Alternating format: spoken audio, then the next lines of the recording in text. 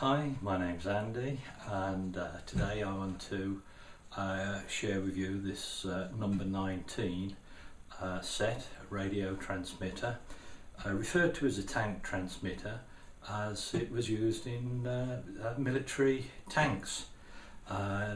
It has originally a VHF section and a shortwave section. This is a Mark II.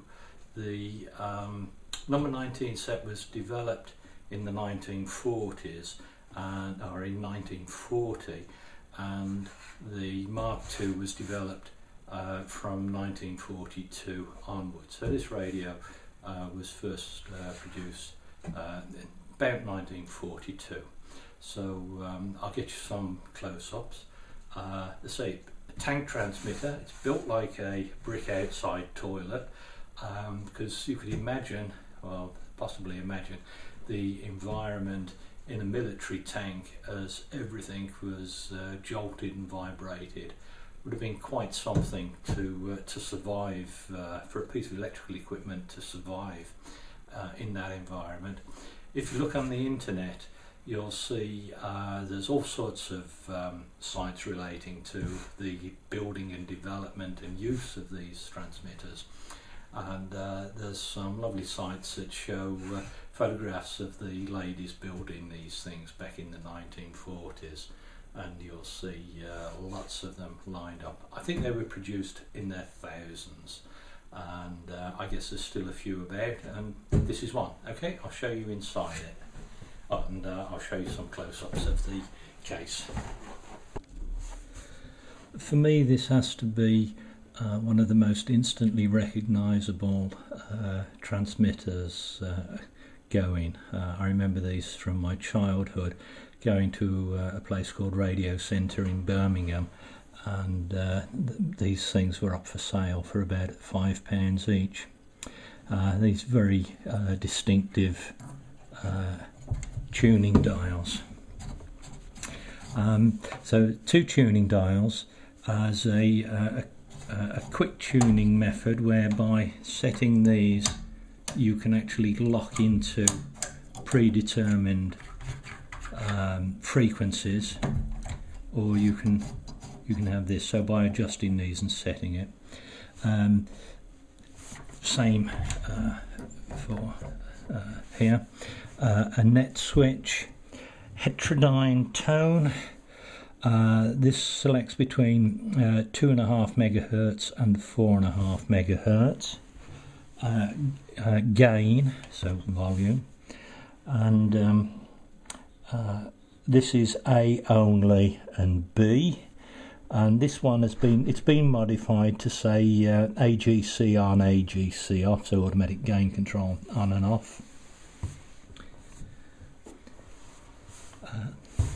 And this switch is modulated CW, CW and RT.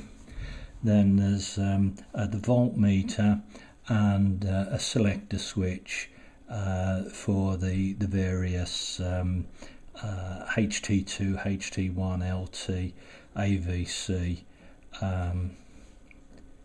This originally was quench, but I'll just move the camera around. Here was a VHF section. It's marked at 235 megacycles. That's been removed from this particular radio, and there's a key input and a microphone input has been added. This little plastic job here was to hold a wind-up watch, so like a pocket watch fitted in there. And so this one's been modified. There's an 8-pin octal base being fitted there for the power supply, I believe. So I'll get some close-ups of that.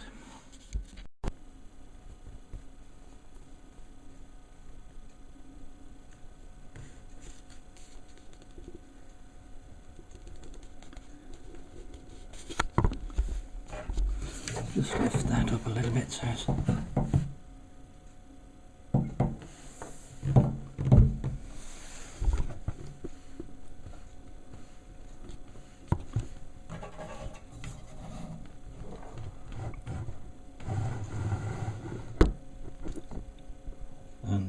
there it's Signal Corps wireless set number 19 Mark II, and the serial number is 7856.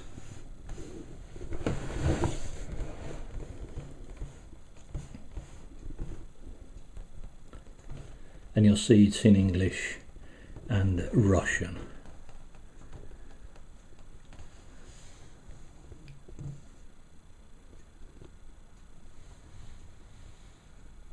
So the VHF section has been stripped out, but I'll show you inside in a second.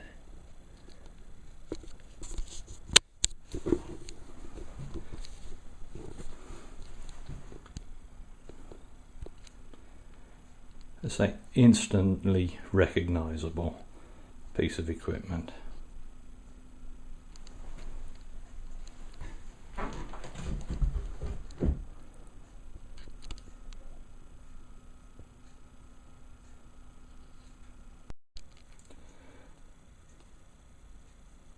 I've slipped the chassis out of the case. This is the VHF section. Let's say it's been stripped out, and I think there's a PA section there. The transmitter output stages, that's a new coil, that's an addition, and the IF cans at the back there. The HF radio section there. It's got all of its valves. I haven't opened them all up to see that they're the originals, but there's valves in each of the cans. So on the underside, that's the underside of the receiving section. It all looks pretty clean in there.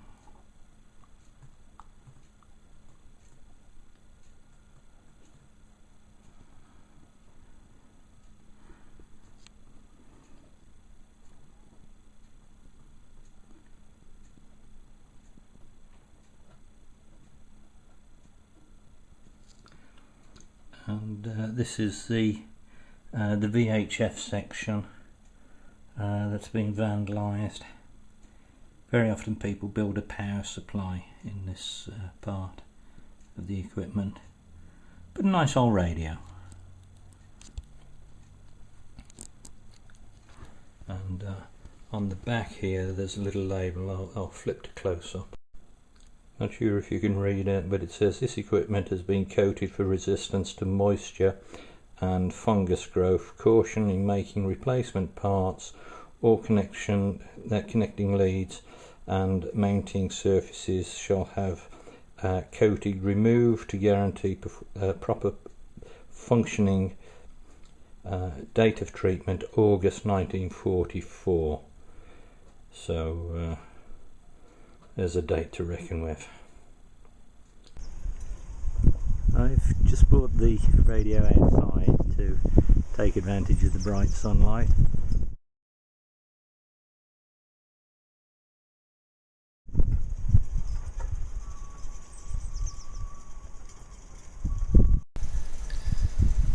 Okay, thank you for watching. I'm sure you'll find lots of information on the web about the number 19 set, but I just wanted to share this one with you and let you have a look around the inside of it. So enjoy your radio, and I'll leave you with these few stills.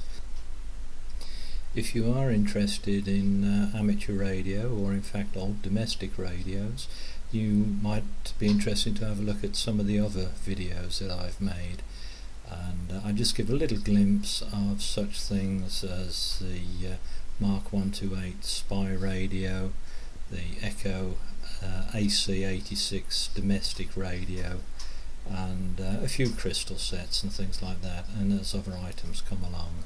So I shall just make a little video to share with you. So all the best, thanks for watching, bye bye.